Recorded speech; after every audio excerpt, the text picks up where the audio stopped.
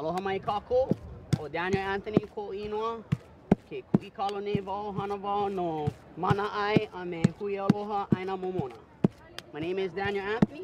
I'm calling some taro. I'm with two organizations, Mana Ai and Hui Aloha Aina Momona. And we're just feeding folks down here. Our mantra have been the same since day one. Just let us kui, you know, let us feed people, give us the opportunity to connect to the earth through our mea ai. And you know, I mean, we talk about sustainability, but we're serving it on 2 scoops of white rice. So, you know, to me, that's kind of a joke.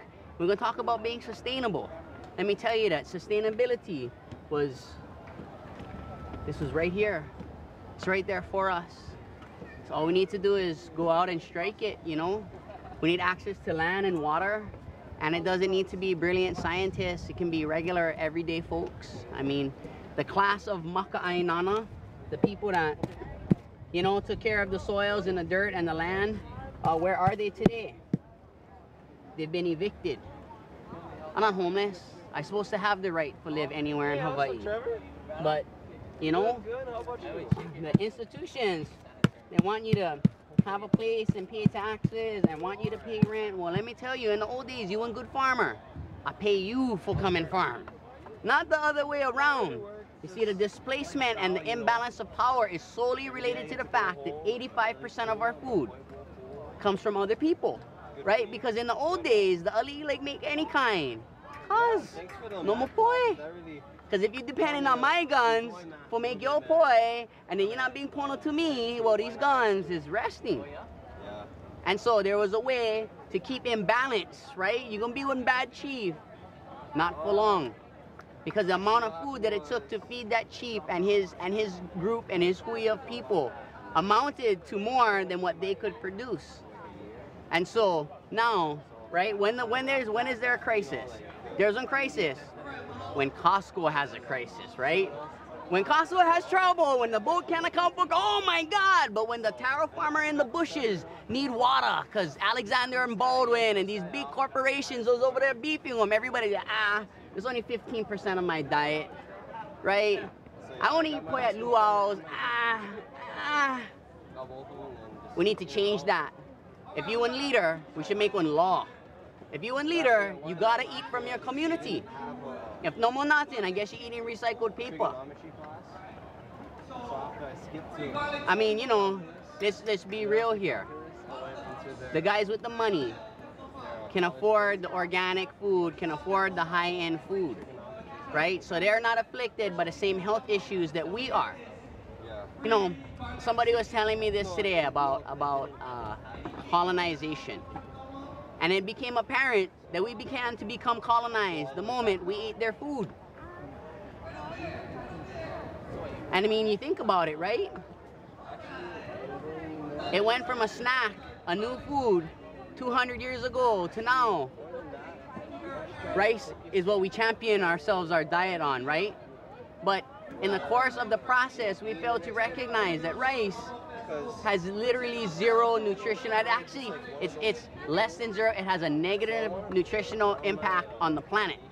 Because first of all of the rice that we got here, hold on, let's go back. We're pounding some taro, but let's talk about rice, okay? Because I'm a quarter Japanese with a family named Tanaka, and if you know anything about Tanakas, we rice farmers, okay? But we don't grow cow rose rice. We grow Japanese quality rice. Now in Japan, rice, there's like 30 grades of rice. You know where cow rose rice is in the 30 grades? At the bottom.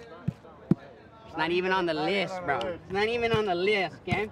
So, the people whose staple is rice, okay, who know rice, don't even eat what we, woohoo, right? So, let's go back to the 1820s. Because what happened, right, is the story of poi and the story of rice, the kind of parallel stories in Hawaii. Because by 1820, through multiple combination, mostly on our own fault, I mean, you gotta figure, Kamehameha the Great effectively killed a lot of farmers. Because you only were a warrior because you had something to fight for, which was your aina, right? These guys was coming for take your aina, so you had to beef them, but you wasn't one warrior first. That's why they call them lua.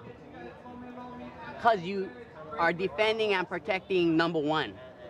So the farmers die, right? In combination with basically slave labor, right? The kupunas was all harvesting sandalwood. They wasn't farming taro. So then the leprosy, the smallpox, the measles hit, boom, 1820. Arrival of missionaries, Chinese, and disease. From 1778 to 1820, we're talking 85% of the population is gone. Now, when we try to actually like look at what this number is, right? Literally, 85% of the farmers and the guys that was tending to the aina, ooh, gone. So the Chinese come in, right? Now, you and Chinamen, and you working almost indentured servant, right? So what you gonna do? You get side job, right? And you a smart Chinaman, right? What you gonna do? You can look for the needs of the community. By 1850, every major plantation had a Chinese poi shop.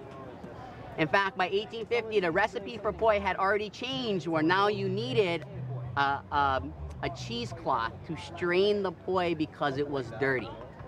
That was, what had happened was a new group of people came in without the same respect relationship. The recipe changed from a food preservation recipe to a commodity. Poi was never meant to be bought and sold in 1 pound bags, but this is the beginning of the era of when it's starting to happen. Now, if you Chinese and you move to Hawaii, you can eat poi.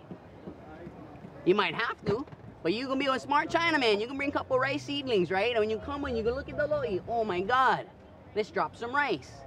In 1820 is when Chinese started to farm high quality organic rice in Hawaii. I'm talking good shit. I would be proud to be eating 1820 rice right now because that bugger is fully healthy, unchemicalized, grown in the lepo. So let's go all the way to 1900. So 1900, pretty much all the poi companies are hand pounding and they're all Chinese. Well, not pretty much. The machine wasn't invented yet. So if you wanted poi, you had to hand pound it. And the majority of it was the Chinese. And they were doing it on Oahu for the most part in Chinatown. Now, anybody been to Chinatown in 2012 probably can't even imagine what Chinatown was in 1900. Because the ancestor of the Chinese sewer rat, which is like probably like that big, right? Whoa, that's a hairy kid. Whoa, that's not one kid, right? I mean, let's be serious. So,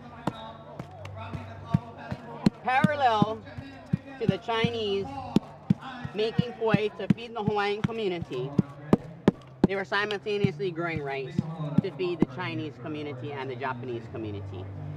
In and around 1910 is when all the poi mills, the hand-pounded mills on Oahu, ceased to exist because the industrial age has begun.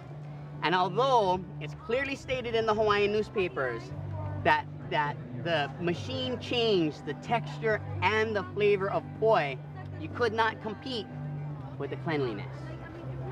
Because in one case you had a bunch of, and I'm not saying dirty Chinamen because they were the dirty class of people, but the conditions at the time were not the same conditions as the ancestors.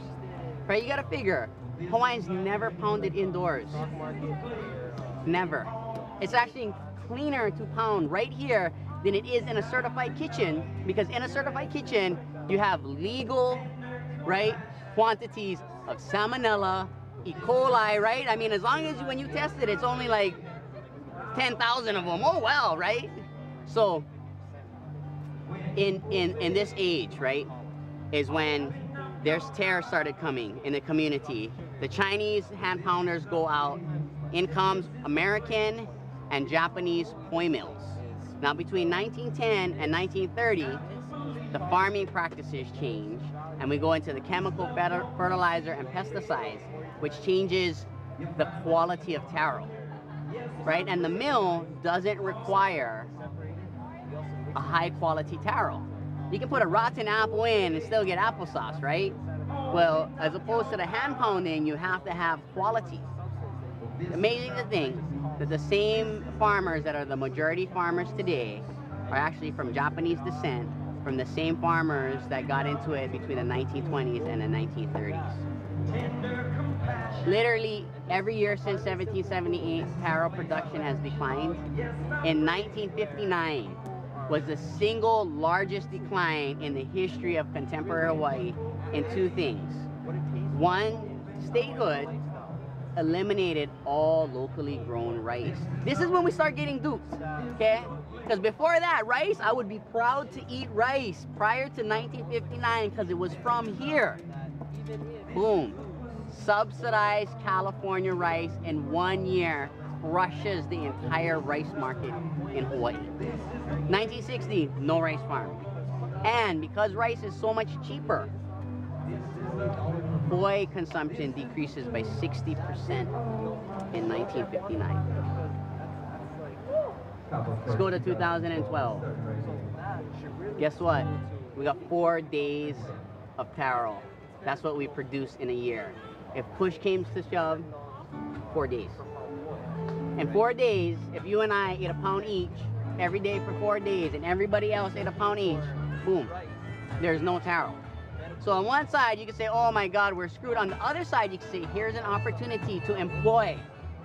First of all the guys with no more degrees, right? If you no more degree and you hard head, you pre-qualify. No, for real. That's the kind of guys we need. We need hard head guys with no more degree. Okay, you want to commit one crime, you pre-qualified. Okay, you don't like going to school, you pre-qualified. Although I will tell you, after you work with us for 1 month, school might be looking a lot better, right? Right? I mean, you think about it here. So, you think, right? Where did all of the masses of people in ancient Hawaii, if there's 1 million Hawaiians in 1778, where did they work? And how many of them had degrees? Not a single degree in 1778. And all of them was employed, and not a single one was homeless or houseless, right? So, here goes 2012, we're on Oahu, right? And Oahu has yet at least 3,000 acres of taro. And anyone that tells you that, you tell them, come talk to me, because I've walked it. It's there. And anybody that tell you no more water, tell them the only reason no more water is because Monsanto is currently applying to redirect the water to Kunia. Get water. Get land. What there is also is a tremendous amount of freaking red tape and bullshit. So if you're a politician, cut that red tape, okay? Hook us Kanakas up with the land, and then we don't need to go to jail. Oh, right?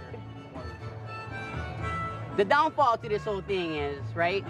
If we become self-sustainable, then the greedy people that have been making money all of these years not gonna make money. So do they want 85% of their income to be decreased? No. But guess what, gangy? Get more of us than get of them. So we gotta rise up and be like, enough eating cheap, shitty rice. You can feed me rice, grow it here. We gotta start to make the moves. I think the single biggest move we could do is we need to tax all imported food and put that into a sustainability farm fund, right? It's like, bro, you gonna drink one soda, costs 50 cents more. Oh well, you want it, drink it. But 50 cents out of your $1 for the soda will go help one half-naked Kanaka make sure that in the next 5, 10, 20, 50, 100 years that we bang in with the food again. Because, I mean, this is the best place in the world to grow anything. Anything that has been planted here has become famous. Yet we've forgotten the most famous thing ever planted was kalo, ever.